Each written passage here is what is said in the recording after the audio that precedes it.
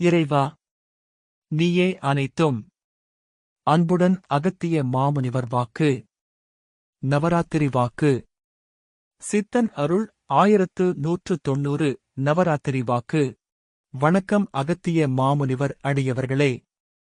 நம்முடைய குருநாதர் அகத்தியர் பெருமான் இந்த நவதினங்களான நவராத்திரி நாட்களில் பெண்களை அனைவரும் போற்ற வேண்டும். இதனை உணர்த்துவதே கொலு வழிபாடு என உரைத்துள்ளார். வரும் காலங்களில் கணவன் மனைவியரிடையே பல்வேறு விதமான பிரச்சனைகள் ஏற்படும், கருத்து வேறுபாடுகள் ஏற்படும். இதனை தவிர்க்க இந்த நவநாட்களில் கடைசி 2 தினங்களான விஜயதசமி, சரஸ்வதி பூஜை தினத்தன்று கன்னிப் பெண்களை போற்றி உடுக்க உடையும் மஞ்சள் குங்குமமும் ஏழை கன்னி பெண்களுக்கு இயன்றதை கொடுக்க வேண்டும். நல்விதமாக அவர்களை வீட்டிற்கு அழைத்து அவர்களை தேவி என போற்றி அவர்களுக்கு நல்விதமாக உணவுகள் வழங்க வேண்டும்.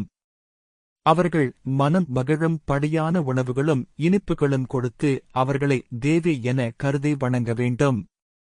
இப்படி செய்தால் தேவியவளின் பரிபூரணமான அருள் கிட்டமப்பா. இதை உணர்த்துவதே நவராத்திரி வழிபாடு. இந்த நவநாட்களும் தேவி இல்லத்திற்கு வருவாள். நல்விதமாக இயலாத ஏழை கணவன் மனைவி தம்பதியினர்களையும் கன்னிப் பெண்களையும் தேடிச் சென்றாவது உதவிகள் செய்ய வேண்டும். முடிந்தவரை தான தர்மங்கள் செய்ய வேண்டும்.